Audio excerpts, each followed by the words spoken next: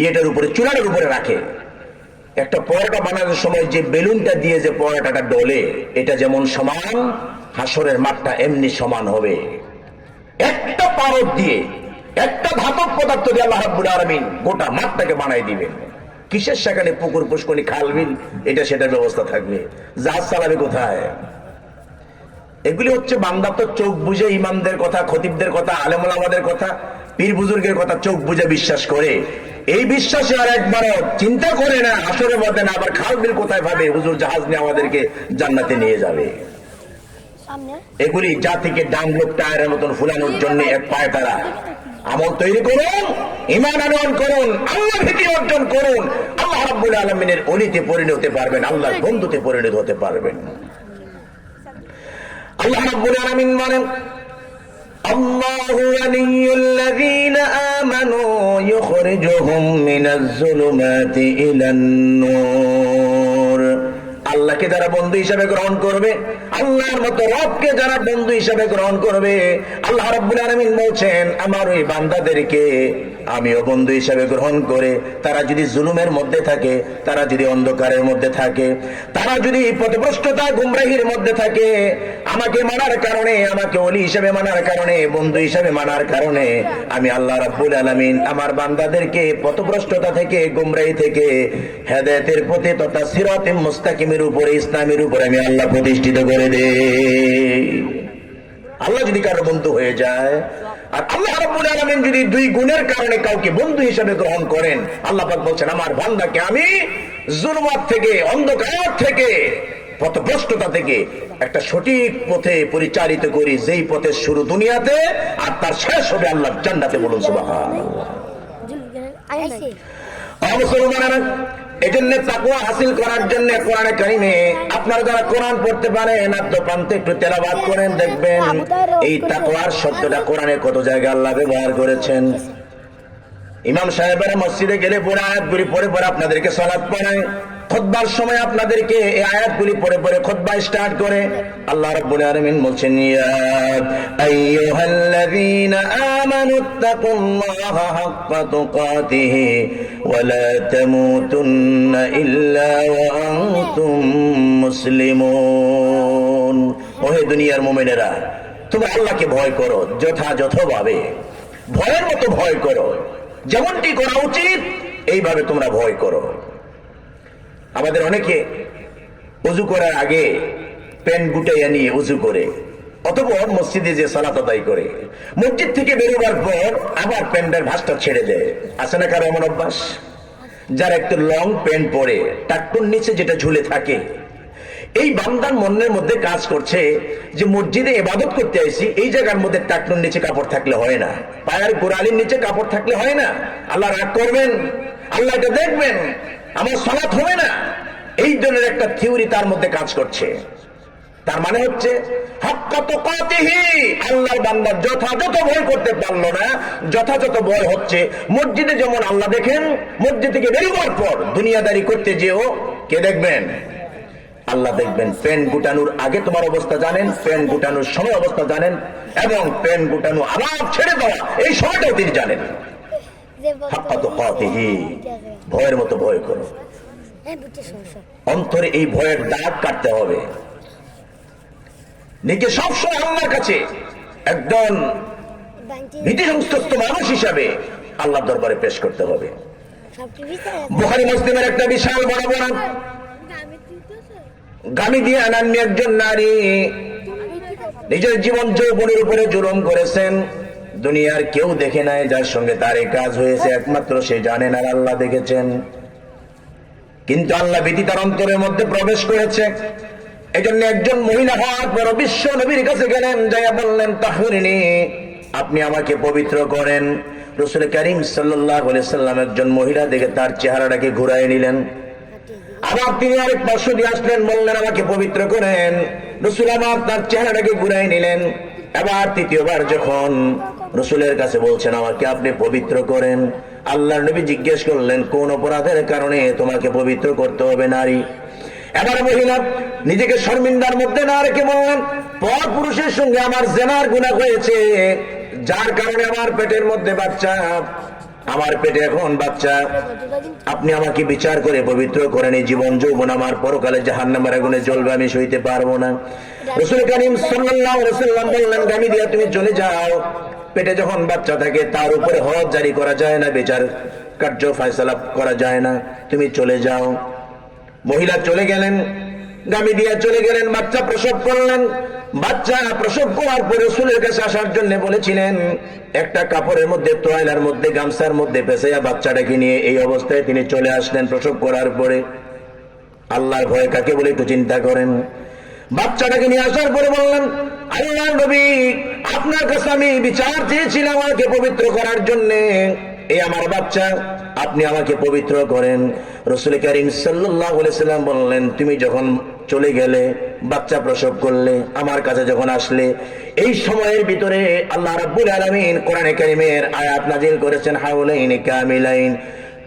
একজন নারী যেন তার সন্তানকে 2 বছর দুগ্ধ পান করায়, তোমার উপরে যদি হদ জারি করা হয়, বাচ্চার লালন পালনের দায়িত্ব কে গ্রহণ করবে, কার দুধ সে খাবে? সেজন্য এই বাচ্চারা যেদিন সত্য খাবার খেতে পারবে, ওই দিন বাচ্চাটাকে তুমি নিয়ে আসবে।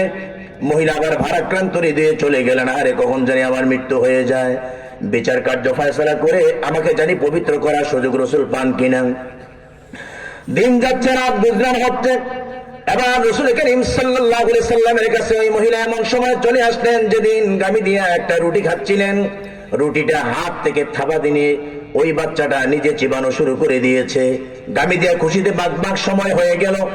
এই রুটি হস্তে থাকা অবস্থায় আল্লাহর নবীর কাছে আসলেন আর বললেন, আপনি আমাকে রুখসত দিয়েছিলেন, সন্তান যখন সত্য খাবার খেতে পারবে তখন যেন আমি আপনার কাছে আসি, আপনি আমার বিচার করবেন। এই হচ্ছে আমার সন্তান, হাতের মধ্যে রুটি চিবিয়ে খাওয়া সে শিখেছে। রাসূল করিম সাল্লাল্লাহু আলাইহি ওয়াসাল্লাম বাচ্চাটাকে একজন সাহাবীর হাতের মধ্যে লালন পালনের সুপুর্দ করে দিয়ে তাদেরকে বললেন, তার জন্য মাটি গর্ত করো, বুক পর্যন্ত তার দেহটাকে জমিনের মধ্যে গেড়ে দাও, চতুর্দিক থেকে মাটিগুলি সেলাই করে শক্ত করে দাও, দূর থেকে পাথর নিক্ষেপ করে গামীদিয়াকে দুনিয়া থেকে বিদায় করে দাও। রাসূলের সাহাবীরা গর্ত করলেন, তাকে সেই গর্তের ভিতরে ঢুকায় দিলেন। বুক পর্যন্ত ঘিরে দেওয়ার পরে বৃষ্টির ফোঁটার মতো চতুর্দিক থেকে সাহাবীরা গামীদিয়াকে পাথর নিক্ষেপ করতেছে, তার বিচার হচ্ছে। হযরত খালিদ বিন ওয়ালিদ একটা বড় পাথর হাতে নিয়ে গামীদিয়ার খুব কাছাকাছি চলে গেলেন, কপালটা লক্ষ্য করে একটা পাথর ছুঁড়ে মারলেন। কপালের মধ্যে পাথরের আঘাতে ফিনকি দিয়ে রক্ত খালিদ বিন ওয়ালিদের শরীরের মধ্যে এসে টাচ লেগেছে। একজন জানাকারণী ওয়ালির রক্ত খালিদ বিন ওয়ালিদের শরীরে লাগলো, এই জন্য তিনি গাইলমন্দ শুরু করে দিলেন, তাচ্ছিল্যপূর্ণ ভাষা শুরু করে দিলেন। রাসূল করিম সাল্লাল্লাহু আলাইহি ওয়াসাল্লাম খালিদ বিন ওয়ালিদকে বললেন, ও খালিদ বিন ওয়ালিদ, একটা শব্দ ব্যবহার করবে না, তাচ্ছিল্যপূর্ণ কোনো ভাষা ব্যবহার করবে না। তুমি জানো না গামীদিয়া কেমন ভাবে তওবা করেছে, আল্লাহর ভয় তার অন্তরের মধ্যে কিভাবে জাগ্রত করেছে। গামীদিয়া যেভাবে এই অপরাধ থেকে বাঁচার জন্য আল্লাহর কাছে তওবা করেছে, এই তওবাটাকে যদি মদিনার উপকণ্ঠে সমস্ত গুনাহগার বান্দাদের জন্য ডিস্ট্রিবিউশন করে দেওয়া হয়, তাদের ক্ষমার জন্য এই তওবাটা যথেষ্ট হয়ে যাবে। অন্য বর্ণনা আছে, গামীদিয়া যেভাবে তওবা করেছে, একজন রাষ্ট্রপ্রধান যদি রাষ্ট্রের লোকদের উপরে জবরদস্তি ভাবে যদি কর উসুল আদায় করে, সেও যদি এভাবে তওবা করে, আল্লাহ রাব্বুল আলামিন তার তওবা গ্রহণ করবেন এবং তাকেও মাফ করে দিবেন। অতএব গামীদিয়ার ব্যাপারে তাচ্ছিল্যপূর্ণ একটা শব্দ তুমি ব্যবহার করবে না। এই আলোচনা এই জন্য আপনাদের সামনে উপস্থাপন করলাম যে একজন নারী ব্যভিচার হয়েছে, কেউ তো জানে না, সে আল্লাহ দেখেছেন। এই জন্য রাসূল সাল্লাল্লাহু আলাইহি সাল্লামের কাছে যে বললেন, আপনি আমাকে পবিত্র করেন, আমার এই জীবন যৌবন জাহান্নামের আগুনে চলবে, আমি এটা সইতে পারবো না। মুসলমানেরা, বনী ইসরাইলের ছোট্ট একটা স্টোরি আপনাদের সামনে উপস্থাপন করলে সহসায় বুঝে আসবে তাকওয়া কি, পরহেজগারি কি। আল্লাহ নবী সাহাবীদের মাঝে বলছেন, বনী ইসরাইলের একজন মানুষ, আল্লাহ তাকে 13 জন সন্তান দিলেন, অগাধ সম্পদের মালিক বানায় দিলেন। মৃত্যুর সময়ে যখন তার জীবন যৌবনের কথা মনে পড়লো, জুলুমের কথা মনে পড়লো, কত জুলুম তার নিজের উপরে করেছে, আল্লাহর হুকুম অমান্য করে জীবনটাকে বরবাদ করে দিয়েছে। সন্তানদেরকে কাছে এনে 13 জন সন্তানের কাছে তিনি ওসিয়ত করলেন, সন্তানেরা, আমি যদি মরে যাই, আমার মৃত্যুর পরে আমার দেহটাকে আগুনে জ্বালায় দিবা, ছাইগুলি যে হবে এগুলি খুব সুন্দর করে পিষবা, নদীর পাড়ে যাবা, যেদিন বাতাস প্রবাহিত হয় ওই দিন বাতাসের সঙ্গে পানির সঙ্গে ছাইগুলি তোমরা মিশাই দিও, ছেড়ে দিও। ওসিয়ত অনুযায়ী সন্তানেরা কাজ করলো, বাবার মৃত্যুর পরে তাকে পোড়ায় দিল। অতঃপর ছাইগুলি নদীর পাড়ে যাওয়ার পরে বাতাসের সঙ্গে পানির সঙ্গে মিশাই দিল। যে স্রোত চলে আল্লাহর হুকুমে চলে, যে বায়ু প্রবাহিত হয় আল্লাহর হুকুমে হয়। বায়ুকে বললেন ছাই কালেকশন করো, নদীকে বললেন পানি স্রোতে দ্বারা আমার বান্দার ছাই তুই গ্রহণ করেছ, ছাইগুলি হাজির কর। ছাইগুলি যখন কালেকশন হয়ে গেল, আল্লাহ রাব্বুল আলামিন কোন শুধু বললেন ফায়াকুন, বান্দা হয়ে গেল। জিজ্ঞেস করলেন কি বেটা, মৃত্যুর সময় এমন ওসিয়ত কেন সন্তানদের মাঝে করলা? তোমাকে পোড়াই দিতে হবে, জ্বালাই দিতে হবে, ছাই সব পানির মধ্যে বাতাসের সঙ্গে মিলাই দিতে হবে। এবার আল্লাহ রাব্বুল আলামিনের সঙ্গে কথা দিচ্ছেন, আল্লাহ আমি তো ভেবেছিলাম আমাকে যদি তুমি পরকালে ধরতে পারো তাহলে তুমি আমাকে আযাব দিবে। তোমার আযাব বড় শক্ত আযাব, তোমার আযাব থেকে রেহাই পাওয়ার কোনো সুযোগ নাই। এই জন্য সন্তানদেরকে বলেছিলাম আমাকে জ্বালায়া দিস, পোড়ায়া দিস, আমাকে যেন আল্লাহ ধরতে না পারেন। আল্লাহ রাব্বুল আলামিন শুধু বান্দাকে বলেছিলেন, বান্দা তুই কি জানোস আমার মতন একজন রব আছে, আমি ধরলে পরে আযাব দিতে পারি, পরপরে ধরে শাস্তি দিতে পারি। বান্দা স্বীকার করলেন, আল্লাহ এই বিশ্বাস আমার মধ্যে ছিল। আল্লাহ রাব্বুল আলামিন বলছেন, মৃত্যুর আগে তোর মধ্যে আমার ভয় ঢুকেছিল, আমি ধরতে পারবো, আমি তোকে শাস্তি দিতে পারবো। এই ভীতি তোর অন্তঃকরণে জাগ্রত হওয়ার কারণে আমি আল্লাহর কাছে গ্রহণযোগ্য হয়ে গেছে। এই ভয়ের কারণে আজকের দিনে তোর বিগত দিনের পার্থিব জীবনের গুনাহ খাতাগুলি আমি আল্লাহ মাফ করে দিয়েছি। আল্লাহ আছেন, এই কথাটা যদি কোনো মানুষের অন্তঃকরণে জাগ্রত থাকে। وَأَمَّا مَنْ خَافَ مَقَامَ رَبِّهِ وَنَهَى النَّفْسَ عَنِ الْهَوَى فَإِنَّ الْجَنَّةَ هِيَ الْمَأْوَى। আল্লাহ রাব্বুল আলামিন বলেন, বান্দা যদি এই কথা মনে করে একদিন আল্লাহর সামনে আমাকে যেতে হবে, আল্লাহর সামনে দাঁড়াতে হবে, আমার জীবন যৌবন অর্থ করি সব হিসাব ওই দুদকের চেয়ারম্যানের কাছে দিতে হবে, আল্লাহর কাছে দিতে হবে। এই ফিকিরটা যদি তার অন্তঃকরণের মধ্যে থাকে, আর দুনিয়াতে যতদিন চলে, যতদিন ফিকির করছে, একমাত্র তার মনের অনুসরণ না করে আল্লাহর হুকুমের অনুসরণ করে চলছে। আল্লাহ রাব্বুল আলামিন বলছেন, দুনিয়াতে তার মনকে প্রাধান্য না দিয়ে আমি আল্লাহ এবং তার রাসূলের প্রাধান্য দিয়েছে, আর পরপরে আমার সামনে তাকে হাজিরা দিতে হবে। এই চিন্তা ফিকির বান্দার মধ্যে থাকার কারণে আমি আল্লাহ রাব্বুল আলামিন ফাইন্নাল জান্নাতা হিয়াল মাওয়া, আমি আল্লাহ আমার বান্দার জন্য জান্নাতুল মাওয়ার ব্যবস্থা করে রেখেছি। শুধু চিন্তা করবেন, ক্ষণে ক্ষণে একদিন আল্লাহর সামনে আমাকে দাঁড়াতে হবে, আমার জীবন যৌবনের হিসাব দিতে হবে, আমার মালের হিসাব দিতে হবে, কিভাবে অর্জন করলাম, মালের হিসাব দিতে হবে, আমার সম্পদগুলি কোন কাজে ব্যয় করলাম, আমার ইলমের হিসাব দিতে হবে, আল্লাহ আমাকে মগজ দিয়েছেন, জ্ঞান দিয়েছেন, তদানুযায়ী আমি কাজ করেছি কিনা। এই যে আমার আগে যে আব্দুর রশিদ ভাই কথা বলেছিলেন, চেষ্টা করেছেন, সুন্দর করে বুঝাতে পারেন নাই সময়ের অভাবে। আল্লাহ রাব্বুল আলামিন জিন এবং ইনসানের অধিকাংশ জিন ইনসানকে আল্লাহ জাহান্নামী করবেন। ওয়ালাকাদ যারানা লিজাহান্নামা কাসীরাম মিনাল জিন্নি ওয়াল ইনস লাহুম কুলুবুন লা ইয়াফকাহুনা বিহা, যাদেরকে আল্লাহ দিল দিয়েছেন, অন্তর দিয়েছেন, অনুভূতি দিয়েছেন, এটা দিয়ে সে কাজ করে না, ভালোটা সে গ্রহণ করে না, ভালোটা সে বুঝে না। যত শয়তানি, দুষ্টামি, ফাইজলামি, ইত্রামি সমাজের মধ্যে এই কিসিঞ্জারে যত বুদ্ধি আছে তার দিল দিয়ে সে করার চেষ্টা করে। আসলে কিছু মানুষ মার্কা মারা, লেখাপড়া না জানলে কি সমাজের মধ্যে 14 জনের মধ্যে ফেস লাগাই রাখছে, হেড থেকে মানুষও পানা চায়। লাহুম কুলুবুন লা ইয়াফকাহুনা বিহা ওয়া লাহুম আয়ুনুন লা ইউবসিরুনা বিহা, আল্লাহ আমাকে দৃষ্টি শক্তি দিয়েছেন, ওই দৃষ্টি শক্তি যেভাবে ব্যবহার করার কথা, যে কাজে ব্যবহার করার কথা, এই দৃষ্টি শক্তি দিয়ে যেভাবে দেখার কথা আমি সেভাবে দেখি না, না দেখার ভান করি। ওয়ালাহুম আযানুন লা ইয়াসমাউনা বিহা, আল্লাহ রাব্বুল আলামিন বলেন আমি বান্দাকে শ্রবণ শক্তি দিয়েছি, এই শ্রবণ শক্তি দেওয়ার পরে তদানুযায়ী সে কাজ করে না, আমল করে না, সঠিকভাবে সে শোনে না। উলাইকা কাল আনআমি বাল হুম আদাল, আল্লাহ রাব্বুল আলামিন বলছেন অনুভূতি দিয়েছি, বুদ্ধি জ্ঞান দিয়েছি, আকল দিয়েছি, শ্রবণ শক্তি দিয়েছি, আমি তাকে বধির বানাই নাই, আমি তাকে বোবা বানাই নাই, আমি আল্লাহ রাব্বুল আলামিন তাকে অন্ধ বানাই নাই। আমি বান্দাকে চোখ দিলাম, শ্রবণ শক্তি দিলাম, অনুসূচনা, অনুতপ্ত এবং আত্মসমালোচনা করার মতো আমি আল্লাহ একটা দিল দিলাম। এরপরও সোজা পথে চলে না।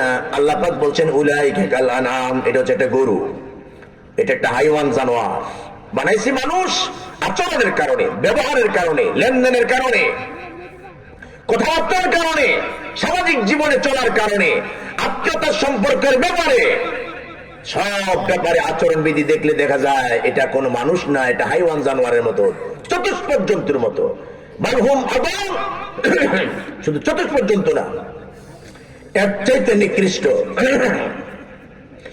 ওয়াউলাইকা হুমুল গাফিলুন, আল্লাহ রাব্বুল আলামিন বলছেন চার পায়ে জানোয়ার তো বলছি, এটা দিয়ে ক্ষান্ত না, আমি তাকে অলস বলছি, তার চাইতে নিকৃষ্ট বলেছি, তাও ক্ষান্ত না। ওয়াউলাইকা হুমুল গাফিলুন, এর চাইতে অলস।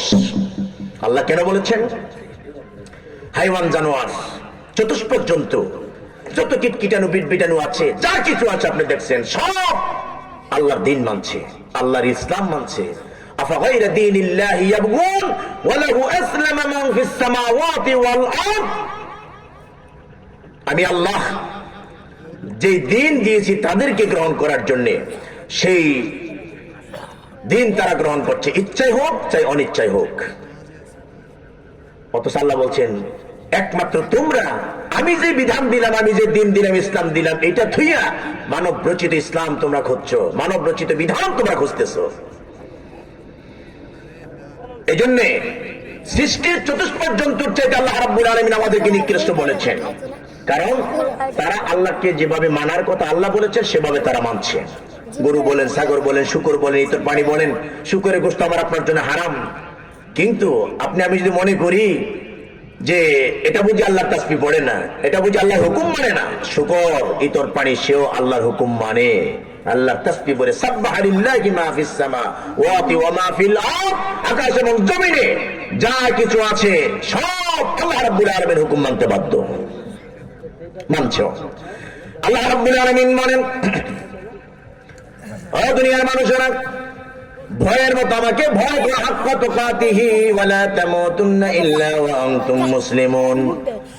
আর যতক্ষণ পর্যন্ত মুসলমান না হতে পারবে, মুসলমান না হয়ে কখনো মৃত্যুর পথে যায়ও না, মৃত্যুবরণ করো না। আল্লাহ পাক একটা অপশন দিয়েছেন, কোন দিন, কোন সময়ে, কোন বছর, কোন সালে, কোন তারিখে মারা যাব এটা কেউ জানি আমরা? আয়াত তো খালি সারা জীবন শুনে আসতেছি। কেন যে আয়াত আল্লাহর নবী খুতবাতে বেশি বেশি পড়েছেন, হাক্কা তুকাতিহি, ভয়ের মতো ভয় করো, আর ওয়ালা তামুতুন্না ইল্লা ওয়া আনতুম মুসলিমুন, ততক্ষণ পর্যন্ত তোমরা মৃত্যুবরণ করবে না যতক্ষণ মুসলমান হতে না পারো।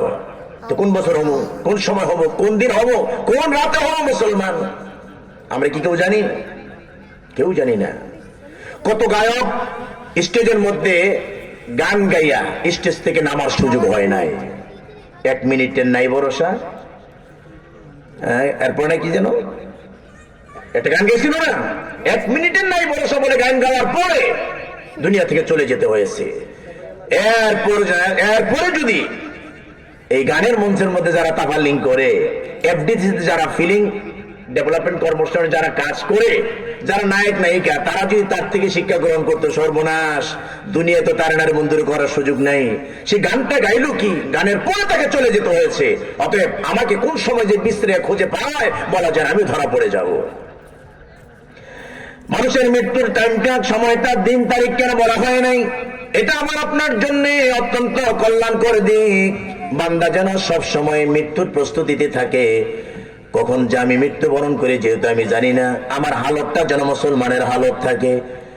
এই জন্য আপনি যখন সালাত আদায় করতে যাবেন, সালাত আদায় করতে গেলে আপনার জীবনে আজকের এশার সালাতটা আপনার জীবনের শেষ সালাত, এই সালাতের পর আগামী ফজর আপনি পড়তে পারবেন কিনা এটা আপনি জানেন না।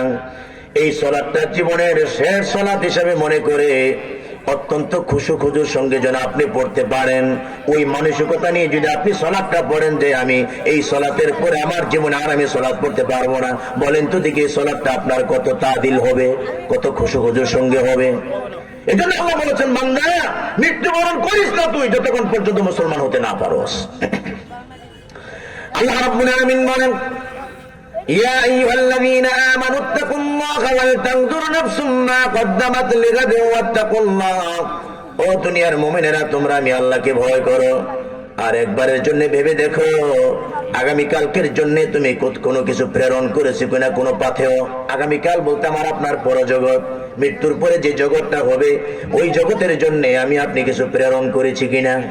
আল্লাহ পাক বলছেন, বান্দা একটু ফিকির কর, একটু দেখ আগামীকালকের জন্য তুই কি পাথেয় প্রেরণ করেছ, পাঠিয়েছস। এটা আত্মসমালোচনা করে দেখেন তো। আল্লাহর দরবারে হাজিরা দেওয়ার পরে আপনার বিছানাটা যেন জান্নাতি বিছানা হয়, জান্নাতি লেবাস হয়, জান্নাতের রাস্তাটা সুগম হয়, সেজন্য আপনার জীবন আপনি কতটুকু আল্লাহর দরবারে প্রেরণ করতে পেরেছেন আপনি। আল্লাহ পাক বলছেন আয়াতের শেষের দিকে, ওয়াত্তাকুল্লাহ, আবার বলেছেন আল্লাহকে ভয় করো বান্দা। মনে রাখবেন তাকওয়ার এত আজ কেন? বান্দার জীবনে সবচেয়ে বড় অর্জন হচ্ছে তাকওয়া। যত ইবাদতের জগতে আল্লাহ হুকুম দিলেন, সব ইবাদতের ভিতরে ইন্টারনাল ভাবে ঢুকে আছে একমাত্র তাকওয়া। এই যে সিয়ামের মাস আসতেছে, 1 মাস পরে সিয়াম চলে আসবে। এই সিয়াম কেন দিলেন? 1 মাস শুভেচ্ছা দেখতে গিয়ে সূর্যাস্ত পর্যন্ত আপনাকে না খেয়ে থাকতে হবে, আবার আমাদের খুব হারাম করে দিয়ে শেষ রাতে সাহারি গ্রহণ করতে হবে। ঘরের মধ্যে কত খাবার, কত পানীয়, কত কিছু আছে, কত কোল্ড ড্রিঙ্কস আছে, কিছু আপনি খান নাই। একমাত্র কারণ হলো আল্লাহ রাব্বুল আলামিন বলছেন লাআল্লাকুম তাত্তাকুন, যাতে করে বান্দা তোরা যেন আমি আল্লাহকে ভয় করতে পারো। রমজান মাস চলে যাওয়ার পরে 2 মাস 9 দিন পরে আবার জিলহজ মাসের 10 তারিখ আপনি কুরবানি করবেন। লক্ষ লক্ষ টাকা কুরবানি আপনি করবেন। ধনী মানুষেরা কোটি কোটি টাকা দিয়েও কুরবানি করে। এর উদ্দেশ্য কি? আল্লাহ কেন তিনি এটা চেয়েছিলেন? এই জন্য আল্লাহ চেয়েছিলেন, তা হচ্ছে তাকওয়া। লা ইয়ানালুল্লাহু লুহুমুহা ওয়ালা দিমাউহা ওয়ালাকিন ইয়ানালুহুত তাকওয়া মিনকুম। আল্লাহ রাব্বুল আলামিন বলেন, লক্ষ কোটি টাকার কুরবানি বান্দা তুই করস, এই কুরবানির গোশত, এই কুরবানির হাড্ডি, এই কুরবানির রক্ত আমার কাছে পৌঁছে না। ওয়ালাকিন ইয়ানালুহুত তাকওয়া মিনকুম, বান্দা এই কুরবানি করতে যে তোদের মধ্যে কে তাকওয়ার পরিচয় দিচ্ছস, বিষয়টা আমি তোদের কাছ থেকে দেখতে চাই।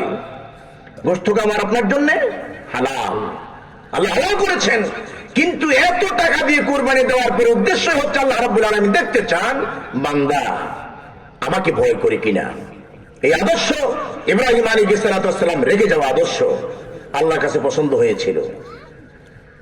ইব্রাহিম আলাইহিস সালামকে আল্লাহ সুবহানাহু ওয়া তাআলা সন্তান যখন ফালাম্মা বালাগা মাআহু সাইয়া, সন্তান পিতার সঙ্গে চলতে পারে এমন বয়স সন্ধিক্ষণে পৌঁছার পরে আল্লাহ রাব্বুল আলামিন হুকুম করলেন সন্তানকে যেন ইব্রাহিম আলাইহিস সালাম জবাহ করেন। আল্লাহ সন্তান জবাহ করার জন্য বাবাকে বললেন, তিনি এত বড় মাবুদ, তিনি এত বড় রব আমাদের, আল্লাহ হুকুমটা কি হলো? আমি আপনি হুকুম পাওয়ার পরে বুঝতেছি এটা কেমন কথা, কিন্তু বান্দা যখন এই কাজটাকে বাস্তবে রূপদান করতে গেলেন তখন বান্দা বুঝতে পারছে যে আল্লাহ কি সন্তান চেয়েছিলেন না ইব্রাহিম আলাইহিস সালামের তাকওয়ার স্পিরিটটা চেয়েছিলেন, আর তাকওয়ার এনার্জিটা চেয়েছিলেন, তাকওয়ার শক্তি কতটুকু আছে। 82 বছর বয়সে 82 বছর বয়সে বুড়া মানুষ আল্লাহর কাছে দোয়া করছেন, আল্লাহ আমাকে একটা সন্তান দাও, রব্বি হাবলি মিনাস সালিহিন। দিলেন আল্লাহ সন্তান। এই বুড়া মানুষের সন্তান হওয়ার পরে সন্তান বাবার সঙ্গে চলতে পারে, আল্লাহ বলছেন জবাই করে সন্তান নিয়ে গেলেন মিনার মরুপ্রান্তরে। মিনার মরুপ্রান্তরে নিয়ে যখন পাহাড়ের ঢালুর মধ্যে শুয়ে দিলেন, এটাকে আল্লাহ বলছেন ফালাম্মা আসলামা ওয়া তাল্লাহু লিল জাবিন ওয়া নাদাইনাহু আইয়া ইব্রাহিম। বাপ বেটা দুজন যখন আল্লাহর রাহে বাপ সন্তানকে জবাই করবেন, আর সন্তান ধৈর্যের পরিচয় দিচ্ছেন, সন্তান সাবিরিনের পরিচয় দিচ্ছেন, যখন গলদেশে ছুরিটা মাত্র চালাবেন এমন সময় আল্লাহ রাব্বুল আলামিন বলেন, ইয়া ইব্রাহিম, হে ইব্রাহিম, কদ সাদ্দাকতা রুইয়া, তুমি তোমার স্বপ্নকে বাস্তবে রূপদান করেছো। ইন্নাকা যালিকা নাজজিল মুহসিনিন, এমনি করে আমি মুহসিনিন বান্দাকে প্রতিদান দিয়ে থাকি। আমি তোমার কাছে সন্তান চাই নাই, কিন্তু সন্তানের গলদেশে ছুরি আনতে পারবে কিনা এই সময়টার অপেক্ষায় শুধু ছিলাম। আমি দেখতে চেয়েছিলাম সন্তানের মায়াকে উপেক্ষা করে ওই সন্তানের গলদেশে তুমি ছুরি চালাতে পারবে কিনা। এই কুরবানির উদ্দেশ্য হচ্ছে একমাত্র তাকওয়া এবং ফরহেজগারি। এই জন্য তাকওয়া এক বিশেষ ইবাদত। আমার রাদিয়াল্লাহু তাআলা আনহু হযরত উবাই ইবনে কাবকে বলছেন, আপনি আমাকে তাকওয়ার ডেফিনিশন, তাকওয়ার একটা বর্ণনা আমাকে দেন, তাকওয়া কাকে বলে। সেদিন উবাই ইবনে কাব রাসূল কারীম সাল্লাল্লাহু আলাইহি ওয়াসাল্লামের সাহাবী ওমরকে বলছিলেন, আপনি কি কোনোদিন কোন রাস্তা, সরু রাস্তা দিয়ে গিয়েছেন, যে রাস্তার 2 পার্শ্ব দেশে কাঁটাযুক্ত গাছ, কাঁটাযুক্ত লতাপাতা আছে। বলছেন হ্যাঁ গিয়েছিলাম। কিভাবে গেলেন? আমি যাওয়ার সময় দেখেছি আমার জামাতে আমার দেহে কোনো কাঁটা ফুটে যায় কিনা, এজন্য আমার কাপড় চোপড় গুলি খুব সুন্দর করে গুটাই নিয়ে অত্যন্ত এলার পাশন হয়ে আমি আস্তে আস্তে হাঁটাহাঁটি পা পা করে সেই সংকীর্ণ রাস্তা দিয়ে, কাঁটাযুক্ত রাস্তা দিয়ে আমি চলে যাই। আমার দেহের মধ্যে, আমার কাপড়ের মধ্যে যেন কাঁটার বিধন যেন না হয়। উবাই ইবনে কাব বলছেন এর নামে হচ্ছে তাকওয়া। আপনার জীবন চলার পথে আপনি এমন ভাবে চলবেন, আপনার এই চলার গতি, আপনার এই চলার মতামত, আপনার এই চলার অবস্থাতে যেন সব সময় আল্লাহ ভীতি থাকে যে আল্লাহ আমাকে দেখছেন, আল্লাহ আমাকে দেখছেন, আল্লাহ আমার সব কার্য পর্যবেক্ষণ করছেন। আজকে রাষ্ট্রীয় গোলযোগ এগুলি কেন? এই রাজনৈতিক নেতাদেরকে রিফাইন করতে গেলে ইহজীবনে রিফাইন হবে না, শত শত বছর কেটে যেতে পারে। একমাত্র রিফাইন হবে, শুদ্ধ হবে যদি আল্লাহর বান্দা রাষ্ট্র পরিচালনার ক্ষেত্রে নিজে ভালো মানুষ হইয়া যদি মন্ত্রী হয়, এমপি হয়, চেয়ারম্যান হয়, মেম্বার হয়, আর নিজে যদি জালেম হয়ে বসে ইহজীবনে আল্লাহর জমিনে কোনোদিন শান্তি প্রতিষ্ঠা হবে না, কোনোদিন হবে না। নির্বাচনের আগে তো দেখবেন বাড়ি বাড়ি কত ভালো মানুষ জেতা বাবার কবর জিয়ারত করতে যায়, কিন্তু মন্ত্রী হয়ে গেলে দেখেন তো কয়েকজনের সঙ্গে আপনি দেখা করতে পারেন? এলাকার নেতা দৈরও আপনি পারেন না। আবার পারবেন চাঁদাবাজি করেন, টেন্ডারবাজি করেন, খুন খারাপি করেন, মন্ত্রীর পক্ষে আকাম কুকাম যাতে সব করেন, একেবারে মন্ত্রীর ঘরের দরজা আপনার জন্য খোলা। তো ভালো মানুষ জমিনের মধ্যে পাইবেন কোথায় আপনি? সমাজে ভালো মানুষ কিভাবে প্রতিষ্ঠিত হবে? ওই যে শুরুতে বলেছিলাম তাকওয়াবান হতে গেলেও আজকের যুগে তাকওয়া নিয়ে বেঁচে থাকা যায় না, এত কঠিন অবস্থা হয়ে গেছে। রাসূল করিম সাল্লাল্লাহু আলাইহি ওয়াসাল্লাম বলেছেন একটা জামানা আসবে যেই সময়ে আগুন মিশ্রিত আঙ্গুর, কয়লা এটা হাতে রাখা তার জন্য যেমনটা কষ্ট, এর চাইতে আরো কষ্ট হবে ঈমান নিয়ে বেঁচে থাকা, তাকওয়া নিয়ে বেঁচে থাকা। আমরা সেই জামানায় পড়ে গেছি। এই জন্য অনুরোধ করছি আপনাদেরকে, যারা এখন আসেন না আপনারা আসেন, আলেমুল আমাদের কথা শোনেন, প্রতিদিন বাড়িতে কোরআন তেলাওয়াতের অভ্যাস নিজে করুন, স্ত্রীদেরকে কোরআন তেলাওয়াত করানোর জন্য অভ্যাস করান, বাচ্চাদেরকে দিনের পথে রাখার চেষ্টা করেন। কার পেছনে যাচ্ছে, কার পেছনে স্লোগান দিচ্ছে, সে কতটুকু ফরেজগার মানুষ, ভালো মানুষ, আপনার ছেলে এই নেতার পেছনে ঘুইরা ভালো হতে পারবে কিনা একটু দেখেন, শিক্ষিত মার্জিত মানুষ কিনা একটু দেখেন। সেজন্য সন্তানের দায়িত্ব আল্লাহ আপনার উপর অর্পণ করেছেন। আর দুনিয়াতে যে যার পেছনে ঘুরবে, যেই নেতাকে নেতা মানবে, এই নেতা সহ আল্লাহ কিয়ামতের মাঠে ডাক দিবেন, নেতা সহ আল্লাহ কিয়ামতের ময়দানে ডাক দিবেন। এই জন্য নেতা নির্বাচন করতে আপনার একটু হিসাব কিতাব করে করবেন। রাজনীতি করতে গেলেও একটু বুঝে শুনে রাজনীতি করেন। জাতির কল্যাণে যদি আপনি রাজনীতি করতে পারেন করেন, কারণ একজন এমপি, একজন মন্ত্রী, একজন চেয়ারম্যান, একজন মেম্বার, তারা হচ্ছে পিতৃতুল্য। একজন বাবার 3-4টা সন্তান, তার কাছে যেমন নিরাপদে থাকতে হয়, তাদের খাদ্য, বস্ত্র, বাসস্থান, শিক্ষা, চিকিৎসা এগুলির ব্যাপারে তার যেমন সজাগ সচেতন থাকতে হয়। কোনুর বলদের মতন সকালবেলা কাস্তে নিয়ে, কি বলে, অটো নিয়ে, সিএনজি নিয়ে বেরিয়ে যেতে হয়, সন্ধ্যা রাত 10টা-11টা পর্যন্ত, তারপরে কর্মব্যস্ততার মধ্যে থাকে, সন্তানদেরকে পোশাক দিবে, তার শিক্ষার ব্যবস্থা করবে, তার বস্ত্রের ব্যবস্থা করবে, তার অন্যের ব্যবস্থা করবে। একজন বাবা যেমন পেরেশানি থাকে, আমাদের দেশের নেতারা যদি জনগণকে নিয়ে এমনি পেরেশান থাকতো, তো তাহলে কোটি কোটি, হাজার হাজার কোটি টাকা দিয়ে নির্বাচন করার দরকার ছিল না। বিগত মেয়র নির্বাচন আপনারা দেখেছেন, নির্বাচন কারে কয়, এগুলি তো আপনাদের কাছে যদি, তো আমি বলছিলাম খুতবার মধ্যে যে আপনারা একটু দোয়া করেন তো আল্লাহ যেন আমাদের দেশে এমন ব্যবস্থা করে যেন 3 মাস পর পর নির্বাচন এমন হয়, তো তাহলে আপনাদের আর কাম করে খাওয়া লাগবে না। যদি 5,000 টাকা, 5,000 টাকা প্রতি পার হেড, যদি পার ভোটার প্রতি যদি 5,000 টাকা যায়, আর যদি রাসূল বলেন তাযাওয়াজাল ওয়াদুদাল ওয়ালুদ ফাইন্না মুকাসসারাম বিকুমুল মানা, তোমরা ওই বংশে বিয়ে করো যে বংশের নারীরা বেশি সন্তান দিতে পারে, আর ওই বংশে বিয়ে করে বেশি ভোটার যদি হয়, 3 মাস পর পর নির্বাচন হইলে পরে নির্বাচনে যেভাবে টাকার খেলা হয়, এই টাকা দিয়ে রাস্তাঘাট করলে এদেশের রাস্তাঘাট একটা অফিস ছাড়া থাকলো না, হইলে কোটি কোটি টাকা খরচ করে নির্বাচন হয়। এগুলি আবার ডাইরেক্ট কোনার মধ্যে প্রতিদিন তালিকা রাখে, এগুলি আবার একেবারে কড়াই গন্ডা আপনাদের কাছ থেকে আদায় করে নেয়। এই জন্য নেতা নির্বাচন করতে একটু হুঁশ। আল্লাহ পাক আমাদের সম্মতি দান করো, আল্লাহ পাক আমাদের তাকওয়া ফরহেজগারি অবলম্বন করার সুযোগ যেন করে দেন। আগামী দিনগুলিতে যারা আমাদের দেশে নেতৃত্বের আসনে আসবেন, আল্লাহ যেন তাদেরকে ফরহেজগারি অবলম্বন করার সুযোগ যেন করে দেন। সকলে বলুন আমিন। তো এই জন্য আমরা আপনাদেরকে যে তাকওয়ার মানে শোনালাম, প্রত্যেকে চেষ্টা করুন আল্লাহ ভীতি অর্জন করার জন্য। আপনার জীবনে আপনি আল্লাহর ওলি হতে পারবেন, আল্লাহর বন্ধু হতে পারবেন। সুবহানাকা আল্লাহুম্মা বিহামদিক আশহাদু আল্লা ইলাহা ইল্লা আনতা আস্তাগফিরুকা ওয়া আতুবু ইলাইক।